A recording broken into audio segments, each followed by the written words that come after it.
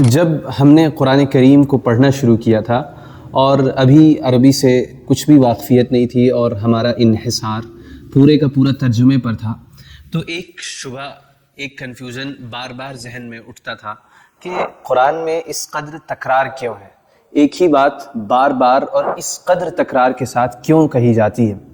اور شاید یہ صرف میرا شبہ نہیں تھا، بلکہ ہر وہ شخص جو شروعات میں قرآن کو پڑھتا ہے یا بہت سطحی انداز میں قرآن کو ٹرانسلیشن کے ذریعے سمجھنے کی کوشش کرتا ہے، اس کے ذہن میں یہ شبہ ضرور اٹھتا ہے۔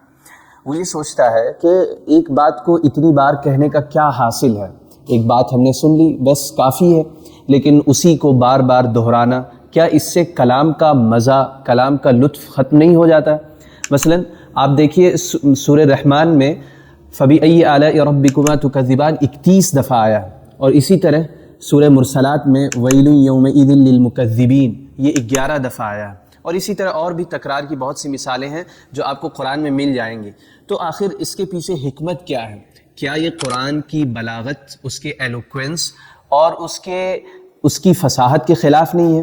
اگر فصاحت کے خلاف نہیں ہے تو اس کے پیچھے حکمت کیا ہے؟ اس سے کس مقصد کو حاصل کرنے کی کوشش کی جا رہی ہے؟ اس ویڈیو میں ہم اسی کا جواب دینے کی کوشش کریں گے کہ قرآن میں ریپیٹیشن، تکرار کے پیچھے وزڈم اور حکمت کیا ہے۔ ممکن ہے ویڈیو تھوڑی سی لمبی ہو جائے، تو ہمارے ساتھ اخیر تک بنے رہیں۔ بہت ٹیکنیکل اور تکنیکی جواب دینے سے پہلے ہم مولائے روم کا جواب آپ کے سامنے پیش کرنا چاہیں گے جو انہوں نے تکرار کے ضمن میں دیا ہے۔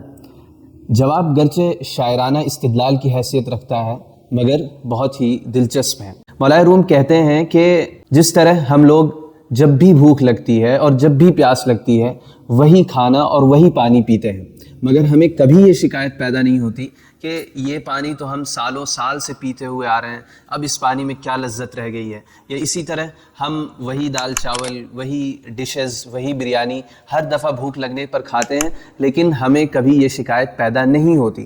آخر کیوں؟ کیونکہ ہر دفعہ ایک نئی بھوک ہمیں لاحق ہو جاتی ہے، ہر دفعہ ایک نئی تھرسٹ کا ہم تجربہ کرتے ہیں، تو وہی پانی جس کو ہم پہلے بھی پی چکے ہیں وہ ہمارے لیے ایک نئی لذت کا سامان کرتا ہے۔ اسی طرح روحانی تشنگی، اسپریچول تھرسٹ کا بھی معاملہ ہے کہ ہم روحانی طور پر بھی آسودہ ہوتے ہیں اور بھوکے ہوتے ہیں۔ تو جب بھی ہمیں روحانی طور پر بھوک کا احساس ہوتا ہے تو وہی کلام جس کو ہم کئی دفعہ پڑھ چکے ہیں اور کئی دفعہ اس کی تلاوت ہم کر چکے ہیں، ہم اسے پڑھتے ہیں اور ہماری روحانی تشنگی، ہماری اسپریچول تھرسٹ دور ہوتی ہے، اور جن کے اندر بھی یہ تشنگی ہوتی ہے انہیں کبھی یہ شکایت پیدا نہیں ہوتی کہ یہ بات تو ہم پہلے کئی دفعہ پڑھ چکے ہیں۔ تو یہ تکرار کی ایک وزڈم ہے کہ جس طرح انسان بھوکا ہوتا ہے اسی طرح اس کی روح بھی بھوکی ہوتی ہے، اور اسے جس طرح انسان کو ہر دفعہ کھانے میں کسی نئی ڈش کا مطالبہ نہیں ہوتا، اسی طرح انسان کی روح کی بھی غذا ایسی ہی ہے کہ اسے ہر دفعہ کسی نئی معلومات یا کسی نئی چیز کی ضرورت نہیں ہوتی۔ اب آتے ہیں اصل جواب کی طرف۔ قرآن کریم میں تکرار کی 2 قسمیں ہیں۔ نمبر 1 لفظ کی تکرار، ورڈز کی تکرار، جیسے بار بار کہنا وَيْلٌ يَوْمَئِذٍ لِّلْمُكَذِّبِينَ، یا اسی طرح فَبِأَيِّ آلَاءِ رَبِّكُمَا تُكَذِّبَانِ، یا اسی طرح کہنا كَلَّا سَوْفَ تَعْلَمُونَ ثُمَّ كَلَّا سَوْفَ تَعْلَمُونَ۔ اور دوسری تکرار کی قسم، دوسری ریپیٹیشن کی قسم وہ ہے جسے ہم معنوی تکرار کہتے ہیں، جس میں ایک مفہوم کو، ایک خاص سبجیکٹ کو مختلف انداز میں بیان کیا جاتا ہے لیکن سبجیکٹ سیم رہتا ہے۔ مثلا نماز کی تاکید، ترغیب اور اس کی طرف متوجہ کرنے کے لیے مختلف صیغے استعمال کیے گئے، یا اسی طرح توحید کی دعوت، شرک کی مذمت، جنت جہنم کا شوق دلانا، یہ وہ سبجیکٹس ہیں جن کو مختلف انداز میں بیان کیا گیا ہے۔ تو یہ 2 تکرار ہیں، ایک تو لفظی تکرار اور دوسرے معنی کی تکرار، یعنی جس میں سبجیکٹ سیم ہوتا ہے۔ سب سے پہلے ہم یہ دیکھیں گے کہ معنی کی تکرار یعنی سبجیکٹ کو سیم طور پر بار بار کیوں لایا جاتا ہے۔ آپ دیکھیے کہ معنی کی تکرار میں 2 طرح کی چیزوں کا بار بار تکرار کیا گیا ہے۔ ایک تو فرائض یعنی جو آبلیگیشنز ہیں ان کو بار بار بیان کیا گیا ہے، اور ایک قصے بار بار بیان کیے گئے، مثلا حضرت موسیٰ علیہ السلام کا قصہ، حضرت ابراہیم، حضرت آدم اور اسی طرح حضرت عیسیٰ علیہ السلام کا قصہ بار بار بیان کیا گیا ہے۔ تو ان قصوں کو بار بار بیان کرنے کی کیا اہمیت ہے؟ پہلے تو ہمیں یہ سوال کرنا چاہیے کہ قرآن کیوں قصے بیان کرتا ہے؟ تو ہم سب جسے بھی انسانی نفسیات کا علم ہے وہ جانتا ہے کہ انسان ایک قصے سے، ایک سٹوری سے ایک کنکلوژن ڈیڈکٹ کرتا ہے، ایک سیکھ لیتا ہے۔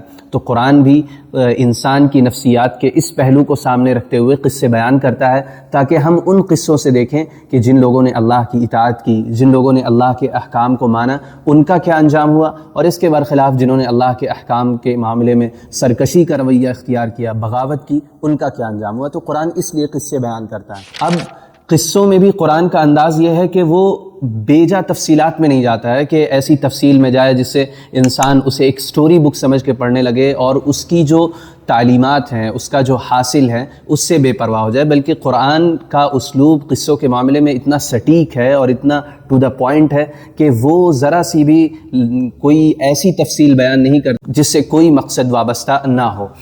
تو قرآن قصوں کو بار بار بیان کرتا ہے تاکہ انسان کے ذہن میں وہ راسخ ہو جائے اور وہ ان قصوں سے جو پیغام دیا جا رہا ہے، جو مورل آف دا سٹوری بیان کرنے کی کوشش کی جا رہی ہے، وہ اس تک پہنچنے کی کوشش کریں۔ آپ دیکھیے کہ قرآن میں بہت سے انبیاء کا قصہ بیان کیا گیا ہے۔ کچھ انبیاء کا قصے صرف ایک دفعہ بیان کیے گئے ہیں، مثلا حضرت یعقوب علیہ السلام کا قصہ، یا اسی طرح حضرت داؤد علیہ السلام کا قصہ، حضرت سلیمان علیہ السلام کا قصہ۔ ان قصوں کی تکرار نہیں کی گئی ہے، لیکن 4 انبیاء ایسے ہیں جن کی تکرار بار بار کی گئی ہے، اور ایسا کیوں ہوا ہے اس کی وجہ بھی واضح ہے۔ وہ 4 انبیاء کون ہیں؟ سب سے پہلے حضرت آدم علیہ السلام، پھر اس کے بعد حضرت موسیٰ علیہ السلام، پھر حضرت عیسیٰ علیہ السلام، اور اسی طرح حضرت ابراہیم علیہ السلام۔ تو اس کی بنیادی وجہ یہ ہے کہ قرآن کے مخاطبین، قرآن جن کو ایڈریس کرنا چاہتا تھا، وہ بیسیکلی 4 لوگ تھے۔ نمبر 1، عمومی طور پر تمام انسان، ان کو سیکھ دینے کے لیے، ان کو متوجہ کرنے کے لیے حضرت آدم علیہ السلام کے قصے کو بیان کیا جاتا ہے۔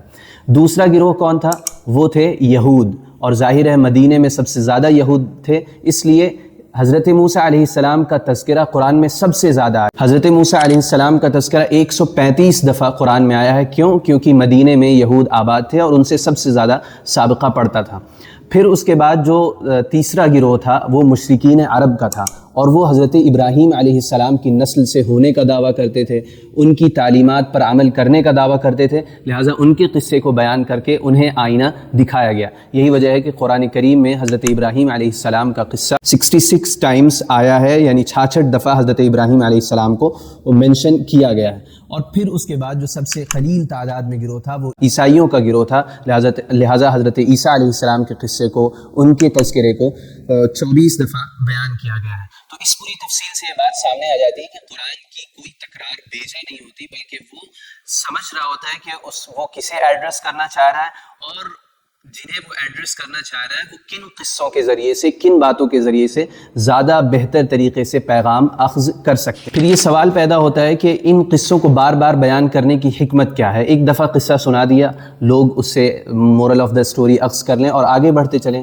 نہیں، جیسے ایک دلیل، ایک پروف کئی کیسز میں کام آتا ہے، اسی طرح ایک قصے سے مختلف نتائج، مختلف مورل آف دا سٹوری مختلف جگہوں پر دینا مقصود ہوتا ہے۔ مثلا حضرت موسیٰ علیہ السلام کا قصہ کہیں پر تو اس لیے بیان کیا گیا ہے تاکہ یہ دکھایا جائے کہ بنی اسرائیل پر اللہ کے انعامات کتنے تھے، اور کہیں پر اس لیے بیان کیا گیا ہے کہ دیکھو ہم نے کمزور ترین لوگوں کو مصر سے نکال کر کیسے نجات دی، تم بھی اس سے سبق اخذ کر سکتے ہو۔ اور کہیں اس لیے بیان کیا گیا کہ بنی اسرائیل نے اتنی نعمتوں کے باوجود اللہ کی کیسے سرکشی کی، اور کہیں اس لیے بیان کیا گیا کہ فرعون نے کیسا سرکشی اور کیسا تمرد کا رویہ اختیار کیا تھا، اور کہیں پر حضرت موسیٰ علیہ السلام پر اللہ نے کیا کیا انعام کیا، وہ اس کا تذکرہ مقصود ہوتا ہے۔ تو دیکھیے واقعہ ایک ہے، لیکن ہر جگہ پر جو مورل آف دا سٹوری ہے، جو سکھانے کی کوشش کی جا رہی ہے، وہ الگ ہے۔ تو بظاہر دیکھنے والوں کو لگے گا کہ یہ تکرار ہو رہی ہے، لیکن وہ جس کانٹیکسٹ میں، جس سیاق و سباق میں آ رہا ہوتا ہے، وہاں پر ایک نئی سیکھ دینا مقصود ہوتی ہے۔ اسی طرح جہاں پر حضرت آدم علیہ السلام کا قصہ بیان ہوا ہے، کہیں پر تو یہ دکھانے کی کوشش کی گئی ہے کہ کس طرح نفس ایک انسان کو بہکا سکتا ہے، کہیں پر یہ دکھانے کی کوشش کی گئی ہے کہ تخلیق آدم کا ابتدائی مرحلہ کیسا تھا اور اللہ کی قدرت کو بیان کرنے کی کوشش کی گئی ہے، اور کہیں پر شیطان اور آدم علیہ السلام کے درمیان جو ایک کشمکش ہے، ایک جنگ ہے، اس کو درشانے کی، اس کو دکھانے کی کوشش کی گئی ہے۔ تو واقعہ ایک ہے، مگر اس سے جو مورل آف دا سٹوری ہے، اس سے جو سکھانے کی کوشش کی جا رہی ہے وہ الگ الگ ہے. لہٰذا اگر ایک قصہ بار بار آتا ہے تو ہمیں اشکال نہیں ہونا چاہیے کہ یہ بار بار کیوں آیا. ہمیں چاہیے غور کرنے کی کوشش کرنا چاہیے کہ اس سیاق میں اسے ہمیں کیا پیغام دینے کی کوشش کی جا رہی ہے. یہ تھی معنی کی تکرار کی پہلی قسم، جس میں قصوں کو بار بار دہرایا جاتا ہے. دوسری قسم اوبلیگیشنز، فرائض اور عقائد کی ہیں. اسے بار بار کیوں دہرایا جاتا ہے؟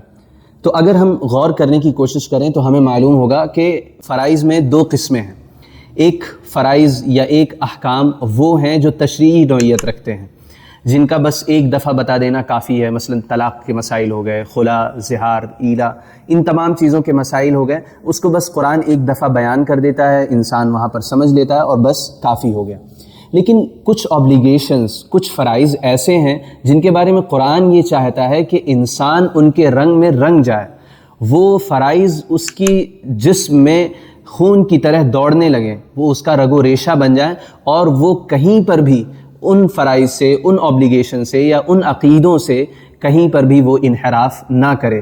لہٰذا وہ خواہ نماز ہو، موت کا تذکرہ ہو، توحید ہو، شرک کی مذمت ہو، یا اسی طرح جنت جہنم کا تذکرہ ہو، یا اسی طرح قیامت کے احوال ہیں.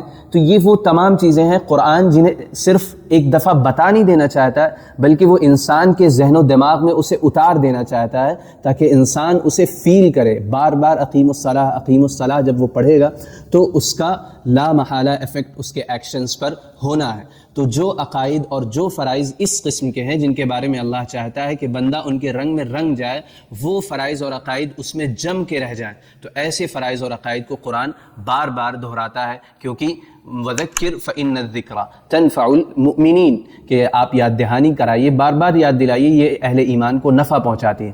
اور یہی اسٹریٹجی ہے کہ آپ دیکھتے ہیں کہ میچ چل رہا ہوتا ہے، ہر ایک اوور کے بعد ایڈز آ رہے ہوتے ہیں، تو کیا ہر دفعہ ایڈ میں کوئی نئی چیز دکھائی جا رہی ہوتی ہے؟ نہیں، وہی ایڈ بار بار دکھائے جا رہے ہوتے ہیں. کیوں؟ کیونکہ اس کا ایک امپیکٹ اور ایک ایفیکٹ لازمی طور پر انسان پر پڑتا ہے. ایسا نہیں ہوتا کہ ہر دفعہ ایک نیا ایڈ لے کر آیا جائے، نہیں، بلکہ اسے بار بار دکھایا جاتا ہے اور اس کے اثرات لوگوں کو مارکیٹنگ میں محسوس ہوتا ہے. یہی وجہ ہے کہ آپ دیکھیں گے توحید کی تعریف اور شرک کی مذمت 350 دفعہ قرآن میں ذکر کی گئی ہے. ایمان کا تذکرہ 300 دفعہ کیا گیا، جنت 195 دفعہ اور جہنم کا تذکرہ 200 دفعہ، اس لیے تاکہ ہم اسے اپنے شعور میں محسوس کرنے لگیں. یہ صرف ہمارے لیے ایک انفارمیشن نہ ہو کہ ہاں جنت ہے، جہنم ہے، نہیں، بلکہ یہ ہمارے لیے ایک ریالٹی بن جائے اور اسے ہم محسوس بھی کر سکتے ہوں. یہی وجہ ہے کہ قرآن ان عقائد اور ان فرائض کو بار بار بیان کرتا ہے. اس کو آپ یوں بھی سمجھیں کہ انسان دو چیزیں رکھتا ہے، ایک دماغ جسے انفارمیشن چاہیے، ایک دل جو جذبات رکھتا ہے، جو ایموشنز رکھتا ہے.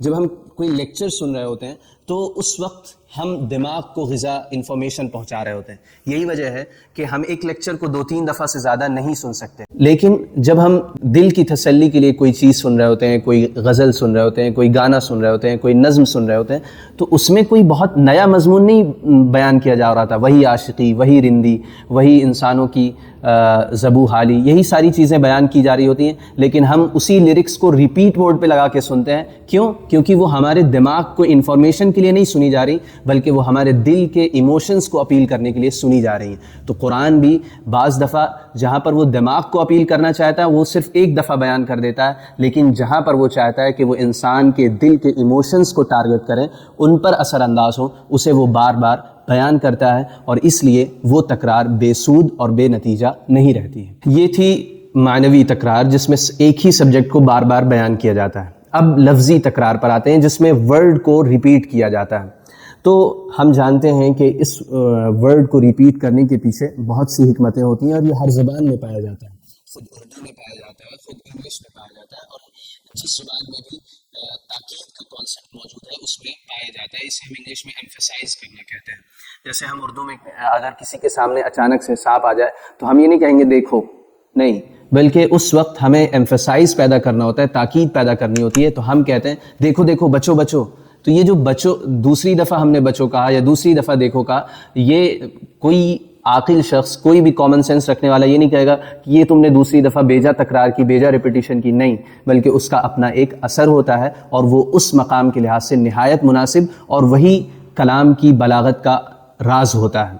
یہی وجہ ہے کہ قرآن نے کہیں پر کہا اولا لک فاولا ثم اولا لک فاولا، اور کہیں پر کہا کلا سوف تعلمون ثم کلا سوف تعلمون. تو یہ ساری چیزیں اسی ایمفسائز، اسی تاکید کو بیان کرنے کے لیے آتی ہیں. ایک حکمت ہے کہ جب ہم اپنے مخاطب کو متاثر کر دینا چاہتے ہیں، جھجھوڑ دینا چاہتے ہیں، تب ہم ایک جملے کو بار بار لے کر آتے ہیں تاکہ وہ اس جملے کے اثر سے بالکل سر تا پیر بالکل متاثر ہو جائے. ہم اپنے ڈیلی لائف کی سینیریو میں اسے یوں سمجھ سکتے ہیں، ایک دوست ہے جس کے ساتھ آپ نے بہت احسانات کیے ہیں، جب بھی اسے ضرورت پڑی آپ اس کے شانہ بشانہ کھڑے رہے، اور آپ نے کوئی ایسا موقع نہیں جانے دیا جہاں آپ نے اس کی ہمدردی نہ کی ہو، غمگساری نہ کی ہو، اور وہ ایک دن آ کر کہتا ہے کہ تم نے میرے لیے کیا کیا ہے. اب یہ ایک ایموشنل موقع ہے، آپ کیا وہاں پر کہیں گے میں نے تمہارے لیے کیا، میں نے تمہارے لیے یہ کیا، میں نے تمہارے لیے کیا؟ نہیں، بلکہ آپ اس وقت کہتے ہیں کہ فلاں موقع پر تمہیں ضرورت پڑی تھی، تم اکیلے پھنس گئے تھے، کیا میں وہاں موجود نہیں تھا؟ آج تم مجھ سے پوچھتے میں نے کیا کیا ہے. پھر آپ ایک دوسرا احسان گراتے ہیں، پھر کہتے ہیں آج تم مجھ سے پوچھتے میں نے کیا کیا ہے. تم ایک دفعہ قرض میں گرفتار ہو گئے تھے، میں نے اپنے ذاتی خرچ سے تمہیں پیسے دیے، آج تم مجھ سے پوچھتے میں نے کیا کیا. تو آپ کیا اس جملے کو جس میں یہ کہہ رہا ہے کہ میں نے کیا کیا، اسے آپ بے سود سمجھتے ہیں، یا یہ سمجھتے ہیں کہ یہ مخاطب کو جس کو سب ایڈریس کیا جا رہا ہے اسے متاثر کر دینے کے لیے کہا جا رہا ہے؟ یقیناً یہ متاثر کر دینے کے لیے کہا جا رہا ہے. تو سورہ رحمان میں فَبِأَيِّ آلَاءِ رَبِّكُمَا تُكَذِّبَانِ، یا اسی طرح وَيْلٌ يَوْمَئِذٍ لِّلْمُكَذِّبِينَ جو کہا جا رہا ہے، وہ سامنے والوں کو بالکل جھجھوڑ دینے، اوپر سے نیچے تک ان پر راشا طاری کر دینے کے لیے، کہتے ہیں ہم گوز بمپس لانے کے لیے کہا جا رہا ہے فَبِأَيِّ آلَاءِ رَبِّكُمَا تُكَذِّبَانِ. تمہارے رب کی یہ شانیں ہیں تو تم کن کن نعمتوں کو جھٹلاؤ گے. ہم اسے اس ایک مثال سے اور بھی سمجھ سکتے ہیں کہ قرآن اہل قریش کو نیند سے جگا رہا تھا، اور وہ ایسی نیند میں تھے کہ اس سے اٹھنے کے لیے وہ تیار نہیں تھے. آپ ایئرپورٹ جا رہے ہیں، آپ کا بھائی سو رہا ہے، فلائٹ مس ہو سکتی ہے، تو کیا آپ اپنے بھائی کو صرف ایک دفعہ کہہ دیں گے چلو فلائٹ پکڑنا ہے؟ نہیں، جب تک وہ جاگ نہیں جاتا تب تک آپ اسے تکرار کے ساتھ کہتے ہیں اٹھو اٹھو اٹھو اٹھو. تو یہ قرآن نے جو فَبِأَيِّ آلَاءِ رَبِّكُمَا تُكَذِّبَانِ کہا ہے، وَيْلٌ يَوْمَئِذٍ لِّلْمُكَذِّبِينَ کہا ہے، یہ اسی قسم کی تاکید ہے کہ انہیں نیند سے بیدار کیا جا رہا ہے کہ اٹھ جاؤ، یہ تمہارے رب کی شان ہے. فَبِأَيِّ آلَاءِ رَبِّكُمَا تُكَذِّبَانِ. اسی طرح ایک جواب شریف مرتضیٰ نے دیا ہے کہ عربوں کے ہاں ایک صنف وہ تھی جس میں ایک مصرے کو بار بار لایا جاتا تھا، قصیدے میں بار بار اسے بیان کیا جاتا تھا، اس کی تکرار کی جاتی تھی. لیکن چونکہ قرآن شعر نہیں ہے، لیکن پھر بھی اس کے اندر عربوں کے یہاں جتنے بھی اصناف رائج تھے قرآن نے اسے یوز کیا ہے، لہذا قرآن نے اس صنف کو بھی اپنے اندر بیان کیا ہے، یعنی ایک ہی آیت کو بار بار اس نے اپنے کلام میں یوز کیا ہے. تو اس کی ایک تعویل اور ایک حکمت اس طرح بھی سمجھی جا سکتی ہے کہ عرب کلام میں یہ خود رائج تھا. کی مثالیں عربی اشعار میں یعنی جاہلیت کے اشعار میں آپ بکثرت دیکھ سکتے ہیں. ہم اسے یہاں پر تذکرہ نہیں کریں گے کہیں آپ بوجھل نہ ہو جائیں، لیکن اس کی مثالیں کلام عربی میں ملتی ہیں. اور پھر یہ جو تکرار قرآن میں پائی جاتی ہے، یہ صرف ایسا نہیں ہے کہ یہ واحد مذہبی کتاب ہے جس میں یہ تکرار پائی جاتی ہے، خود تورات میں یہ ایسی تکرار کی مثالیں ملتی ہیں. اب اخیر نقطہ یہ رہ جاتا ہے کہ بعض جگہ پر فَبِأَيِّ آلَاءِ رَبِّكُمَا تُكَذِّبَانِ بالکل بے جوڑ معلوم ہوتا ہے، یعنی وہاں پر کوئی نعمت کا تذکرہ نہیں ہوتا ہے، وہاں عذاب کا تذکرہ چل رہا ہوتا ہے کہ تم پر شعلے بھڑکیں گے، اور وہاں پر کہا جاتا ہے فَبِأَيِّ آلَاءِ رَبِّكُمَا تُكَذِّبَانِ. تو اس کی کیا حکمت ہو سکتی ہے؟ یعنی یہ تو بالکل بے جوڑ معلوم ہوتا ہے. تو بعض علماء نے اس کا یہ جواب دیا ہے کہ دیکھیے یہ جو حالات بیان کیے جا رہے ہیں یہ ابھی پیش نہیں آئے ہیں، بلکہ یہ پیش آئیں گے. تو ایک شخص کو ان حالات سے واقف کر کے متنبہ ہونے کی خبر دینا، یہ خود اللہ تبارک و تعالیٰ کی ایک نعمت ہے جو بندوں پر ہو رہی ہے. لہٰذا یہاں پر فَبِأَيِّ آلَاءِ رَبِّكُمَا تُكَذِّبَانِ کہنا بالکل درست ہے. دوسری تعویل یہ کی گئی ہے کہ ٹھیک ہے عذاب دینا کچھ پارٹیکولر مخصوص بندوں کے لیے جن نعمت نہیں ہے جن پہ یہ عذاب ہو رہا ہے، لیکن اگر آپ یوں دیکھیں کہ ایک طرف ظلم کرنے والے ہیں اور ایک طرف وہ ہیں جو مظلوم ہیں، تو کیا یہ عذاب ان مظلوم بندوں کے حق میں انصاف نہیں ہے؟ یعنی اگر ایسا ہوتا کہ اللہ کے ہاں یہ عذاب نہ ہوتا تو یہ مظلوم بندے جنہوں نے دنیا میں طرح طرح کے ظلم اٹھائے ہیں، طرح طرح کی اذیتیں سہی ہیں، ان کے ساتھ حق تلفی نہیں ہوتی. تو اس لحاظ سے یہ عذاب بھی اللہ کی نعمت ہے، لہٰذا وہاں پر فَبِأَيِّ آلَاءِ رَبِّكُمَا تُكَذِّبَانِ کہنا بالکل بھی بے محل اور غیر مناسب نہیں ہے. اسی طرح ایک جواب یہ بھی دیا گیا ہے کہ کلام عربی میں جو تکرار کی مثالیں ملتی ہیں، جیسا کہ ہم نے کہا کہ قصیدوں میں بعض مصروں کو بار بار لایا جاتا ہے، تو اس میں یہ شرط نہیں ہے کہ ہر جگہ جوڑ ہو تبھی اس مصرے کو لایا جائے گا، نہیں، بلکہ وہ اس کلام کا ایک سٹائل ہوتا ہے کہ یہ ایک مصرع بار بار آئے گا، گرچہ آگے کا جو مضمون ہے، آگے کا جو مفہوم ہے وہ اس سے مطابقت نہ رکھتا ہو، تب بھی اس مصرے کو لایا جائے گا۔ لہٰذا سورہ رحمان میں بھی گرچہ بعض جگہ پہ ایسا محسوس ہوتا ہے کہ یہاں جوڑ نہیں ہے، لیکن چونکہ وہ اسٹائل ہے کہ اس مصرے کو اس کے بعد آنا ہے، تو وہاں پر وہ مصرع آتا ہے۔ اسی طرح یہ ذہن میں رکھنا چاہیے کہ اعلیٰ کا مطلب صرف نعمت نہیں ہوتا، بلکہ اعلیٰ کا مطلب شان کے بھی ہوتے ہیں، ایک عظمت کی نشان کے بھی ہوتے ہیں، اللہ کی جلالت کے اور اس کی کبریائی کے بیان کے بھی ہوتے ہیں۔ تو جب اللہ یہ کہہ رہا ہوتا ہے ایسی آیتوں کے بعد کہ فَبِأَيِّ آلَاءِ رَبِّكُمَا تُكَذِّبَانِ، تو وہاں پر اعلیٰ کے وہی مفہوم لینے چاہیے، یعنی یہاں پر اللہ کی عظمت، اللہ کی شان، کہ اللہ نے ایسا انتظام کر رکھا ہے، تو وہاں پر ترجمہ ہوگا فَبِأَيِّ آلَاءِ رَبِّكُمَا تُكَذِّبَانِ، کہ تم اپنے رب کی کن کن عظمتوں اور اس کی کس کس شان کو جھٹلاؤ گے۔ تو جب ہم اعلیٰ کا یہ مفہوم لیتے ہیں تو ان آیات کے ساتھ بھی فَبِأَيِّ آلَاءِ رَبِّكُمَا تُكَذِّبَانِ کا مفہوم بالکل مطابق بیٹھ جاتا ہے۔ تو یہ تھے چند جوابات جو ہم نے آپ کے سامنے پیش کیے، امید ہے اس سے تشفی کا سامان ہوگا۔ آپ کی کوئی کنفیوژنس ہوں تو آپ ضرور کمنٹ باکس میں شیئر کریں، اور یہ ویڈیو آپ کو کیسی لگی اسے بھی بیان کریں۔ آئندہ آپ کس ٹاپک پر ویڈیو دیکھنا چاہیں گے اسے بھی شیئر کریں، چینل کو لائک کریں، سبسکرائب کریں۔ انشاءاللہ ملتے ہیں اگلی ویڈیو کے ساتھ۔ السلام علیکم ورحمۃ اللہ وبرکاتہ۔